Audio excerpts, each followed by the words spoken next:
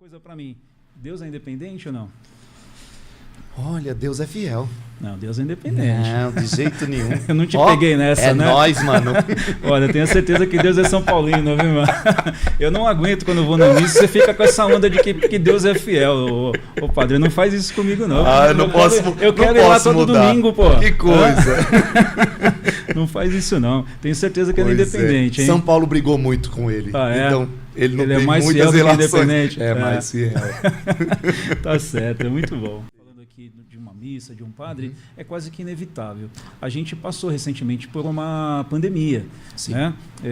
E até então a gente tinha contato com a tecnologia, a gente tem esse acesso à importância da imagem, do audiovisual, principalmente no setor corporativo, mas até então uma velocidade, né, que a gente vinha ali descobrindo as coisas, e no meio da pandemia a gente viu uma necessidade de realmente usar essa ferramenta. Isso.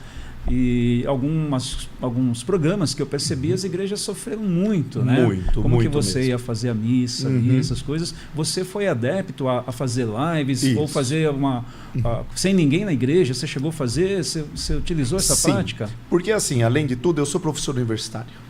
Então tive que aprender a fazer isso também para as aulas. Você, hein? Não teve muito jeito. Tá. Então é complicado, porque assim, eu sempre lecionei vendo pessoas, conversando com pessoas, e ali não. E aí? Eu sou obrigado a ter a câmera aberta, mas o aluno não é. E aí? A lei favorece a ele.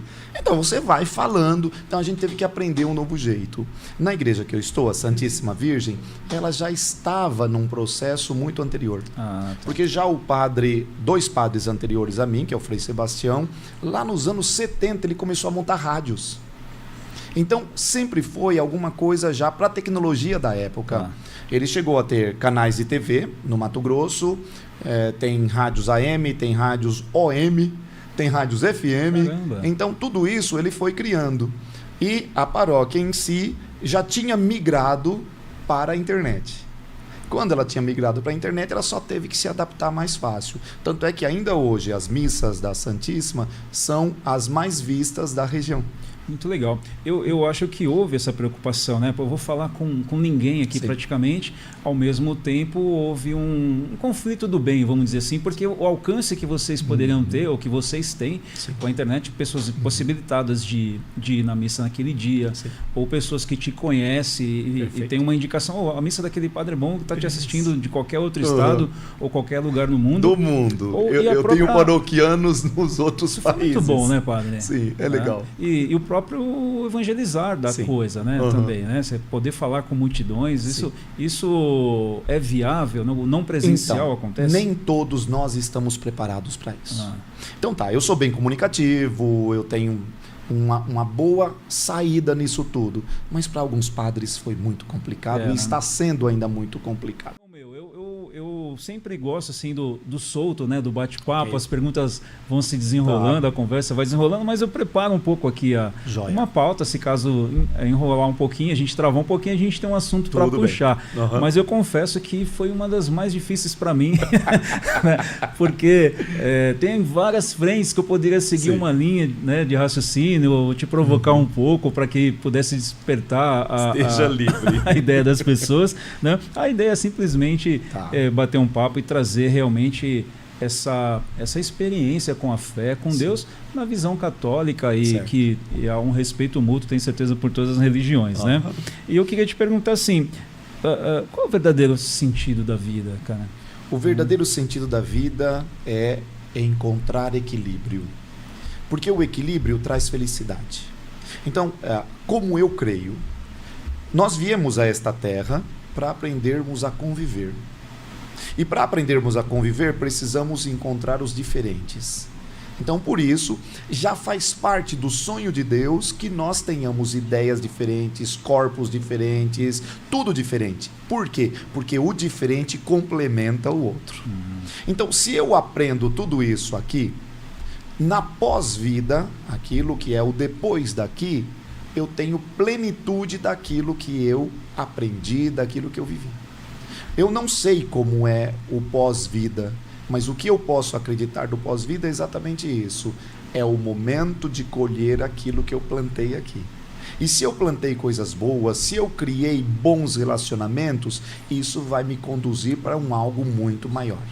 Então, é assim que funciona. Por isso, o sentido da vida, para nós que estamos aqui neste plano, é exatamente nos encontrarmos. E nos encontramos quando estamos bem. A gente costuma fazer um triângulo. O triângulo para nós religiosos é Deus, eu e o outro. Se eu não estiver bem com o outro, não tem como eu estar bem com Deus. Mas para eu estar bem com o outro, é necessário também que eu esteja bem comigo. Então, e para eu estar bem comigo, é bom que eu tenha um bom contato também com ele. Então, veja, eu formo... Se tornar um padre, o que precisa fazer, né? Como que é esse processo? Isso. Principalmente nos dias de hoje. Tem muita mudança, ou antes ou depois aí? Então é assim, em primeiro lugar, quando um jovem se sente à vontade para começar uma carreira para ser padre. Para nós hoje, ele precisa ter pelo menos 18 anos, ele tem que ter terminado o ensino médio, porque nós obrigatoriamente temos que fazer 2 graduações. Então todo padre tem 2 graduações. Ele é graduado em filosofia e ele é graduado em teologia. Alguns de nós temos além dessas 2. As 2 são necessárias. Obrigatórias. Mas significa dizer que pelo menos por 9 anos ele vai estar em período de formação. Nesse período de formação, além daquilo que é o universitário, ele também vai fazer estágios em igrejas para ver se é aquilo mesmo que ele quer. Tá. Completa os seus 9 anos, então ele é ordenado. Significa dizer, a partir daquele momento, ele tem um selo dizendo, você pode falar em nome da igreja. Tá. Como é que está a demanda disso? Depende muito. As novidades sempre chamam mais atenção. Então hoje, por exemplo, o grupo do Frei Gilson, que é alguém que está bombando na internet e tudo mais, ele já teve que construir um novo seminário porque eles não têm como acolher tanta gente. Nós aqui no ABC, nós hoje temos em torno de 40 seminaristas, então nós temos em torno de 40 jovens que estão se preparando. É considerado um número alto? Para nossa necessidade de ABC é um número pequeno. Tá. Por quê? Nós somos hoje no ABC 160 padres.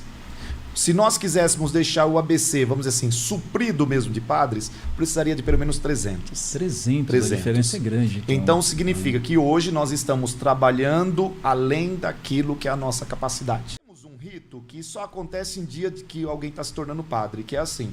Na hora que o camarada é tornado padre, o rito se chama acolhida dos outros, acolhida no presbitério. E naquele momento eu entrei em choro. Choro convulsivo. Do nada, padre. Do nada. Eu tranquilo, cumprimentei todo mundo, conhecia todo mundo me conhecia e tudo mais. E ali, então, aquilo de novo foi um gatilho. Eu retorno para o seminário 2 anos depois, termino a teologia, minha 3ª graduação, me torno padre, me tornei padre 5 de dezembro de 99. Me torno padre, vou ser ajudante em algum lugar, o primeiro ano sempre a gente é ajudante em algum lugar, e depois eu ganhei a minha igreja. Fiquei 6 anos nessa igreja que eu ganhei. Em Santo André. Em Santo André. E nesse ínterim eu fiz o meu mestrado.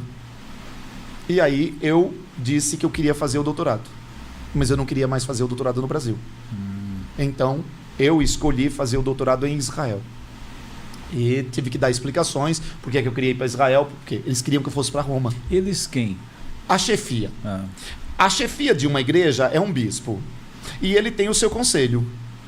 Então, imagine assim, todo o grande ABC tem um bispo, 160 padres. Esse bispo tem um conselho econômico, um conselho administrativo, um conselho pastoral, um conselho que determina as coisas. Ele que distribui vocês? Hoje você vai ficar em São Bernardo. Perfeitamente. Você fala, estou cansado de ficar em São Bernardo, ou vem Posso vem conversar com ele, também. mas é ele quem decide de verdade. Tá. E aí o meu bispo da época queria que eu fosse para Roma. E eu disse, eu não quero ir para Roma. E o que você tem contra Roma? Nada, mas eu não quero ir para Roma. Porque a minha área é Bíblia. Se a minha área é Bíblia, eu queria ir onde nasceu a Bíblia. Em último caso, eu fui aprovado e eu fui para Israel. E fiquei 2 anos em Israel e na metade do curso, a faculdade perdeu o direito de dar o título. E aí eu lembro como se fosse hoje. Liguei para ele dizendo, alô, Dom Nelson, olha, aconteceu um problema e eu não vou mais poder. Ele falou, não é problema, sua passagem está chegando, você vai para Roma. Ele queria desde o início que eu fosse para Roma. Você terminou em Roma. Aí eu fui, fiquei 2 anos em Roma e a nossa igreja do ABC era irmã de uma igreja na Itália, lá no norte da Itália, em Imola. Imola só é conhecida pela morte do Ayrton Senna. Pronto. Fórmula 1. E aí, eles sempre mandaram padres para cá e nunca receberam padres daqui lá. E ele juntou a fome com a vontade de comer. É agora. Eu já morava na Itália, ele precisava. Eu já estava na fase de escrita do doutorado e eu vou para Imola. Então eu fiquei padre em Imola por 2 anos. Caramba. Até que termino meu doutorado, volto para o Brasil e estou desde 2012 aqui de volta. É um bispo, você falou que ele responde para o Vaticano? Responde. Então pense assim, no mundo nós somos 500 mil padres. Eles são 4.500 bispos. É um bom filtro, hein? Dos 4.500 bispos, tem 120 bispos que se tornam cardeais. Dos 120 cardeais, que são os assessores do Papa, um deles se torna Papa.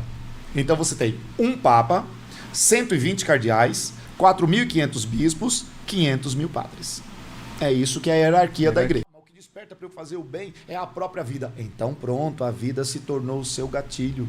Porque o grande problema é acreditar que somente aqueles que creem em algum tipo de Deus é que conseguem alguma coisa. Isso não é verdade. Por isso é assim. Agora, se eu creio numa espécie de Deus, eu tenho que encontrar um tipo de comunhão com esse Deus, o que significa dizer encontrar ou como esse gatilho vai funcionar na minha vida. Senão vai ser simplesmente uma enganação que eu estou fazendo a mim mesmo. E o Deus que eu acredito é um Deus que não precisa de religião. Eu sou católico por quê? Porque eu faço parte de um grupo que tenta caminhar para esse Deus. Mas nem todo mundo serve para ser católico.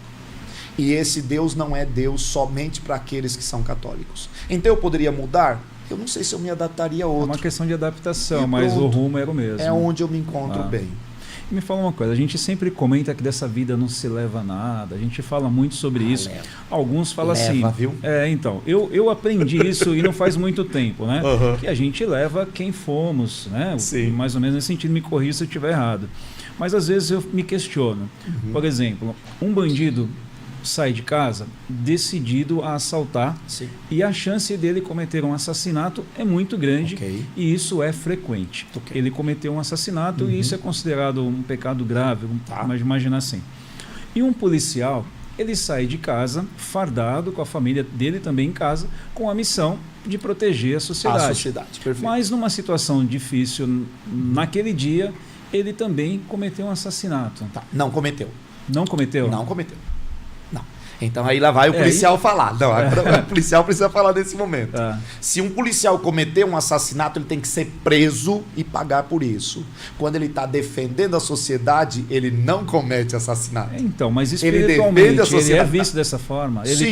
O ato da farda, o ato de sair para defender, tem essa ligação tão grande com... E quando então não isso tem, serve pra gente. Quando não tem, ele entra em crise. Quando você tem um policial que não fez essa ligação, ele entra em crise. Vamos contar um caso que eu ouvi esses dias, então ainda está fresquinho na minha cabeça. Ela é sargento, o marido é sargento. Naquele dia, o marido decidiu ficar na sala e ela foi dormir antes. E ele sempre, todo policial sabe onde deixa a arma. Sim. Você não pode deixar em outros lugares, porque na hora do aperto, você tem que ir para lá. É treinado. Só que naquele dia, ele não deixou onde estava o normal. E ela acordou já com ele levando tiro. Os bandidos entraram na casa dela, ela já acordou com o marido baleado. Situação. E ela gritava, onde está a arma? E ele, sem conseguir falar direito, até que ele conseguiu dizer, tá na gaveta. Ela catou e um bandido ficou lá no chão e ela chamou o IML. Ela matou esse bandido? Não, ela não matou esse bandido. Por que ele matou? A intenção? Ela estava defendendo aquilo que é o bem. Se ela tivesse matado aquele bandido, ou seja, vamos dizer assim, vamos lá, aí tem regras também para isso. Esses dias eu disse, esse dia não, foi ontem mesmo que eu disse na igreja. Quando o Pichote foi assassinado, os policiais que o mataram, se não estão presos, é porque falhou em algum lugar. Como é que a gente sabe que ele foi assassinado? A balística comprovou que o tiro foi de cima para baixo, o que significa dizer, ele estava ajoelhado no momento, ele não estava oferecendo resistência, está aí é assassinato. Então a relação está na intenção. Na intenção, sim. Mesmo estando Pelo amor de fardado, Deus, mas veja, eu vou me vingar. Eu sou um policial, eu passo e vejo alguém fazendo mal e a única coisa que eu posso fazer é derrubar o camarada, que ele venha ser levado pelo IML. Eu não matei ele, eu salvei a outra pessoa. Agora, ele já estava tentando correr e eu decidi alvejá-lo 302 vezes. Por exemplo, nós éramos treinados a dar 2 tiros e parar, 2 tiros e parar, 2 tiros e parar. Você só vai dar os próximos tiros se a pessoa continuar vindo em direção a você. Porque com 2 tiros você já tem que ir abatê-lo. Regras da polícia são muito rígidas e são muito boas. Uma regra que a gente tinha. Primeira regra, nunca saque a arma. Essa é a primeira regra da polícia. Mas tem uma segunda. Se você sacar a arma, atire. E tem uma terceira. Se você atirar, derrube. Porque se você não derrubar, na próxima é você que cai. Então veja, vale sempre a primeira. Isso é muito sério, hein, padre? Não. Porque na devida proporção para a nossa vida... É uma coisa religiosa. Isso compromete até os meus atos no dia a dia, né? Porque se a minha intenção é chatear uma pessoa, é tão quanto assassinato. Veja, ser da polícia é uma vocação. Quando pessoas vão para a polícia sem ser de vocação... Mas se eu te trair, por exemplo, é tão grave quanto o assassinato. Agora veja, qualquer policial que mate alguém, ou seja, assassine alguém, ele tem que pagar o preço. O Romão Gomes está lotado, tá lotado. Por quê? Por causa disso. Agora, a coisa é essa, que nem por... Você estava falando do roubo, né? A pessoa tomou a decisão que ela estava ali no mínimo do mal, mas ela... pegou alguma coisa de alguém, aquele que foi lesado, né? Qual o momento que a misericórdia, o perdão, né? A coisa é exatamente essa. Para nós que somos religiosos, nós cremos que Deus é providente. E se cremos nessa providência de Deus, cremos também num algo que é um pouco maior. O mesmo Deus que já me deu, continuará me dando. Se eu creio nisso, eu vou buscar a justiça. Não é que agora fazer, que legal, pode levar à vontade. Não. A justiça precisa sempre acontecer. Tá. Mas eu não vou ficar preso no sentido que agora eu tinha, me levaram, eu perdi. Porque isso só me tira a paz, só me tira aquilo que é meu. Então o que é a misericórdia? A misericórdia é colocar o meu coração na miséria do outro. E eu coloco o meu coração na miséria do outro quando eu percebo que nem tudo é como deveria ser, nem tudo é como eu gostaria que fosse, e nem tudo vai caminhar para onde eu estou querendo. Aí entra o perdão. O perdão o perdão é desligar-se. O perdão é uma coisa muito boa e que as pessoas, quando descobrem o que é perdão, se libertam totalmente. Então eu acabei de fazer um mal para você.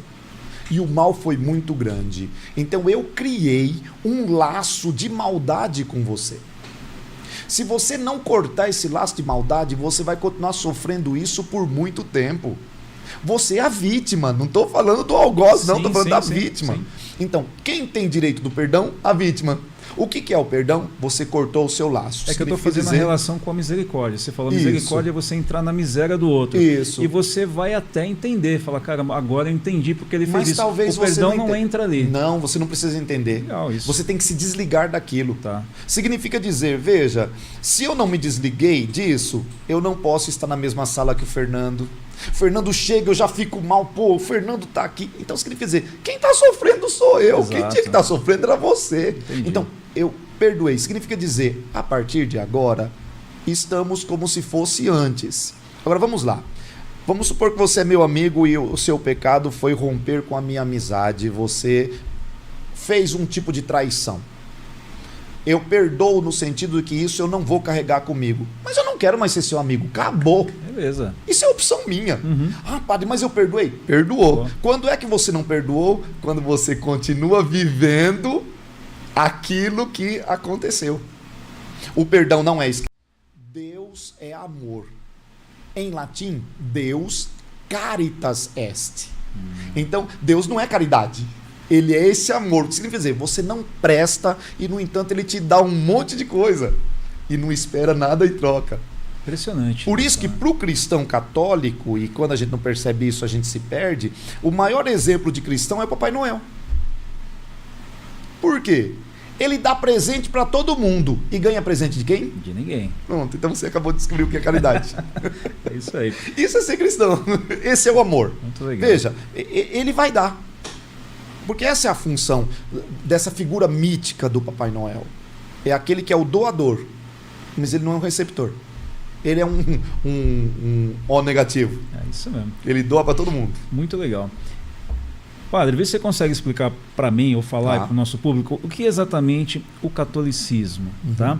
E também tem um adendo dentro disso tudo, principalmente para quando vocês estudam teologia e tal, você acaba estudando a história do catolicismo e muitas vezes é questionado por alguns atos, né, da história do catolicismo, né?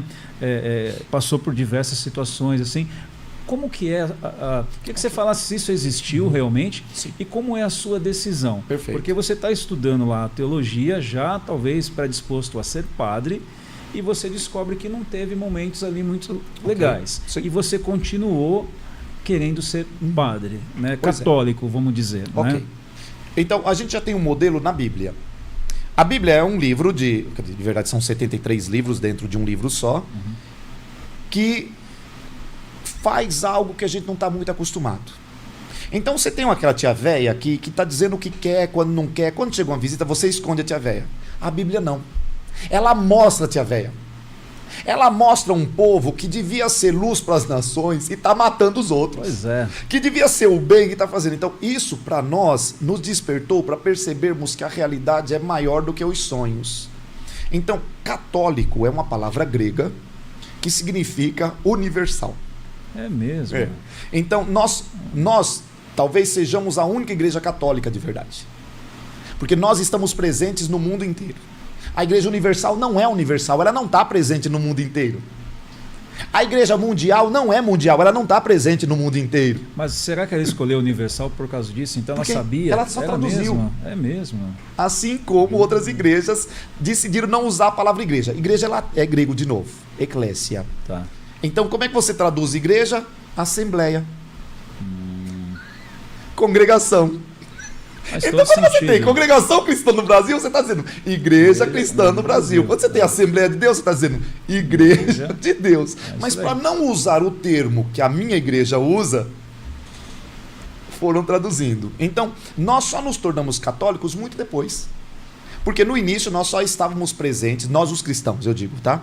Nós os cristãos só estávamos presentes ali na Palestina. Da Palestina nós fomos para o mundo grego. Do mundo grego nós fomos nos espalhando. Então, num determinado momento, ali por volta do século IV, nós podemos usar a palavra católicos. Significa dizer, estávamos no mundo conhecido da época. Então, é um título para dizer onde é que está presente. Então, esta igreja, ela já tem pelo menos 1.900 anos. Nesse percurso teve alguns acidentes questionáveis. Alguns não, muitos. Um monte, muitos, pelo amor de Deus. Pega as cruzadas. As cruzadas foram coisas do mal. Só que as cruzadas, como é que funciona? Pessoas de fé se deixaram levar por pessoas inescrupulosas. A Europa estava vivendo uma desgraceira, porque a Europa sempre viveu desgraceira. E a Europa percebeu que havia riquezas fora da Europa. Então, alguns reis católicos colocaram na cabeça do povo que tinham que libertar Jerusalém. De verdade, eles não estavam indo para libertar Jerusalém, eles estavam indo para saquear Jerusalém. Tanto é que uma das cruzadas fez uma coisa que aí sim a gente desperta. Eles foram para Jerusalém e eles perderam. Então eles não puderam saquear lá. E estavam voltando e passaram por Istambul, Turquia. E encontraram em Istambul católicos como eles. E o que eles fizeram? Saquearam Constantinopla. Muita coisa, padre, foi respondida aqui. A gente vai tentar fazer um bate-pronto para você. Vamos lá. Né? Para, de repente, faz tudo sentido com as respostas que a gente teve, né? Principalmente com as prioridades que nós falamos. Se é prioridade, você vai lá e faz. Né? Eu tento fazer um pouco por mim, ou falar por mim, para não ser injusto com quem está nos assistindo. Lógico. E eu prefiro errar do que falar assim, as pessoas pensam assim, né? Mas eu particularmente, Deus para mim é uma necessidade, não há dúvida sobre isso, né? Eu acho que se eu não acreditasse realmente em Deus, eu seria uma pessoa meio que desesperada, meio perdida. Então eu tenho aquilo como prioridade, independente dos tipos de pensamento que eu tenho naquele momento, né? Mas de bate-pronto, né? Porque muita coisa já foi respondida. Eu quero tentar trazer essas perguntas para quem nos assiste aqui. Por que nós sofremos tanto quando nós viemos para cá? Essa sensação do sofrimento, né? Porque nós não vemos na ótica certa. Toda mudança é sofrimento. Que é interessante, hoje os médicos já sabem disso e contam pra gente, e a gente não quer muito ouvir, mas o fato de você estar crescendo dói.